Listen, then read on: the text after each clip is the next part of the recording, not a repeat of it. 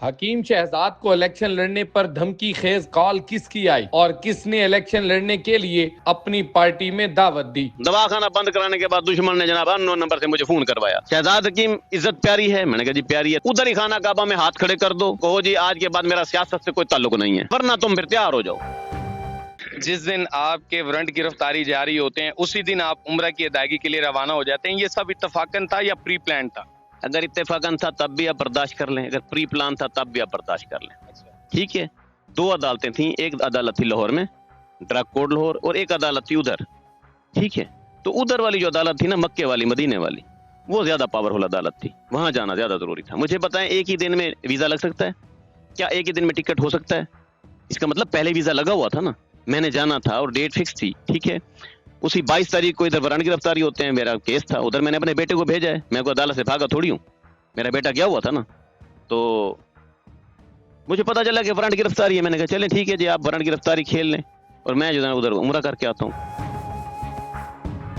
Exact time पे आपने video post की कि आप उम्रा की अदायगी के लिए जा रहे हैं, ये भी इत्तेफाकन था या आपको पता लग चुका था कि वारंट गिरफ्तारी जारी है?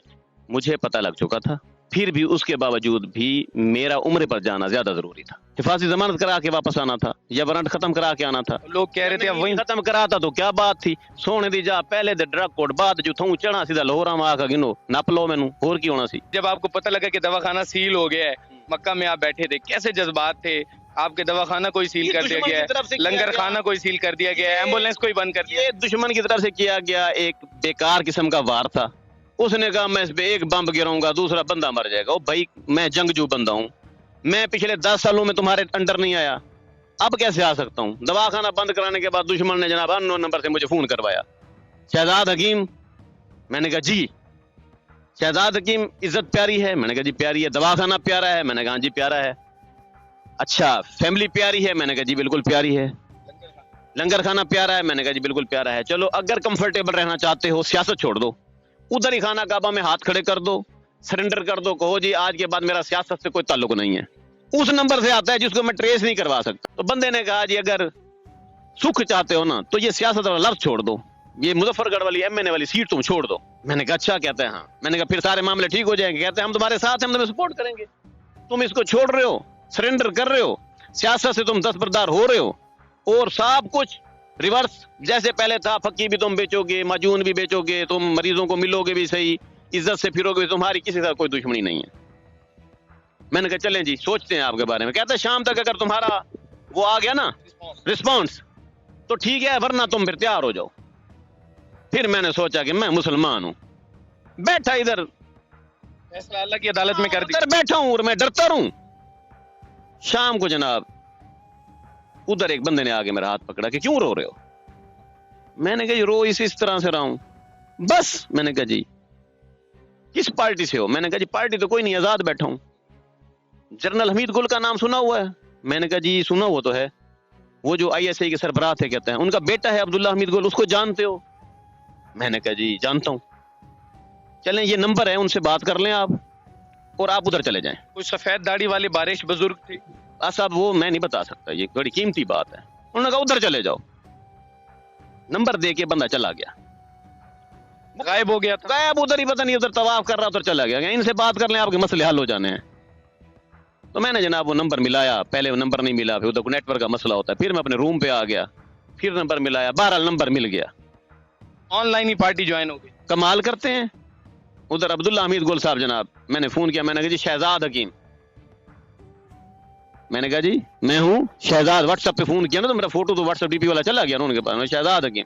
उन्होंने कहा शहजाद हकीम शुजाबाद? मैंने कहा जी जी जी मैं आपके फोन का वेट कर रहा था, ऐसे रख, मैं आपके फोन का वेट कर रहा था।